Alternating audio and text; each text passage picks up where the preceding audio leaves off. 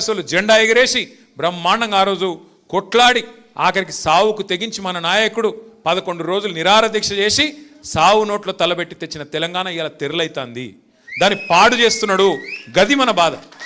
గట్లాంటి తెలంగాణని ఇలా బాగా చెడగొడుతుంటే, అట్లాంటి తెలంగాణని ఇలా తెరలు చేస్తుంటే చూడలేక ఉండబట్టలేక మేమందరం పోయినాం కన్నెపల్లి కాడికి. ఆడ నీళ్లు పోతున్నాయి. చూపెట్టిన ముఖ్యమంత్రికి, అయ్యా నీకు అంతగానం కోపం ఉంటే మా మీద కేసులు పెట్టు, ఇంకో 2 ఎక్కువ పెట్టుకో, కానీ రైతులకైతే నిల్లి అన్నాం. ఏమంటాడు? రక్తం పోయిర్రి, రక్తం. మా ప్రశాంత్ రెడ్డి అని ఏం చేసిన ఎరికేనా? నీ అమ్మనికి రక్తమే కావాలంటే తీసుకోరబోయిన రక్తం కూడా ఇచ్చిండు.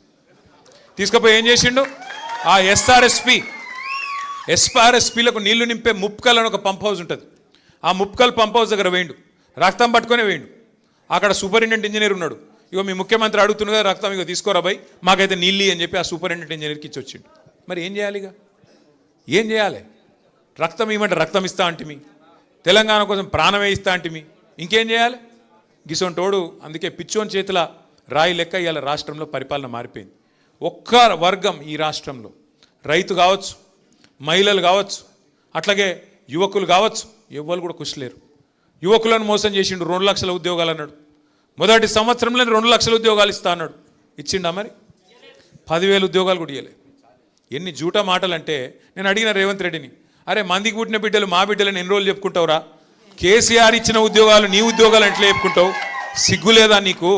70,000 ఉద్యోగాలు ఇచ్చినట్టు నువ్వు రుజువు చేస్తే, 70,000 ఉద్యోగాల నోటిఫికేషన్ నువ్వే ఇచ్చినావు, నువ్వే ఉద్యోగాలు ఇచ్చినావు అని రుజువు చేస్తే నేను రాజీనామా చేస్తా అని చెప్పిన.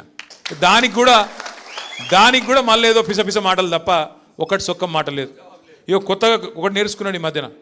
ఏమైనా రేవంత్ రెడ్డి 100 రోజులనే అన్ని చేస్తా అంటివి, 3 నెలలనే మొత్తం చేస్తా అంటివి కదా, ఏమైనా అంటే కొత్తగా నేర్చుకున్నాడు ఒక కథ. ఏమంటుండే ఇప్పుడు? ఎక్కడన్నా ప్రపంచంలో ఎంత కండలు తిరిగిన పహల్వానైనా 3 నెలలనే పిల్లలు పుట్టిస్తాడా? మాకు తెలియదారా నాయన 3 నెలల పిల్లలు పుట్టరని? మాకు పెళ్ళిళ్ళు కాలే, మాకు పిల్లలు లేరా? మాకు తెలియదా? నేను అడుగుతున్నా కాకపోతే రేవంత్ రెడ్డిని, మా బాన్స్వాడ అన్నదమ్ముల సాక్షిగా, అరే 3 నెలల పిల్లలు పుట్టరు మాకు ఎరికే, మరి 31 నెలల పిల్లలు పుట్టకపోతే నేను ఏమనాలి?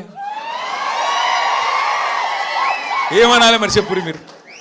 3 నెలల పుట్టరు, ఓకే, నో ప్రాబ్లం, 3 నెలలు అయిపోయింది, 31 నెలలు ఒడిసేపాయా, ఏమనాలి మరి? నిన్ను ఏమనాలి? నేను ఆటలేను రాబాయ్, మీరు అన్నారు. ఇగో నేనేమంటున్నా అంటే, ఆయన తిట్టి నోరు ఖరాబ్ చేసుకుని అక్కడ కూడా లేదు. ఛాన్స్ దొరికినప్పుడు కర్రు కాల్సి వాత ఎట్లా పెట్టాలంటే, ఎడబెట్టాలని తెలుసు కదా, గాడ పెట్టాలి.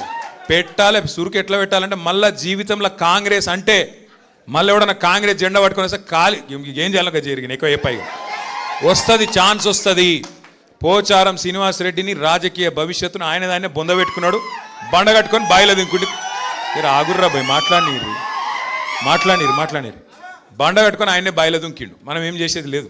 ఆయనని ఇవాళ దేవుడు కూడా కాపాడలేడు. ఆ తెలంగాణ తిరుమల దేవుడు ఉన్నాడు కదా వెంకన్న, ఆ వెంకన్న స్వామి శాపం కూడా ఆయనకు తగులుతుంది. కంపల్సరీ బాన్స్వాడలో గులాబీ జెండా ఎగురుతుంది. మీరందరూ ధైర్యంగా ఉండండి. ఏ కష్టం వచ్చినా ఏ నష్టం వచ్చినా వెంటనే ఉరికొస్తాం. సోదరుడు శ్రీనివాసరావు గారికి ఎంబడ వచ్చిన ప్రతి ఒక్కరికి కూడా పేరు పేరున మళ్ళొక్కసారి స్వాగతం చెబుతూ మీ అందరికీ నమస్కారాలు, పేరు పేరున అందరికీ ధన్యవాదాలు తెలియజేస్తూ జై తెలంగాణ, కేసీఆర్ గారి నాయకత్వం.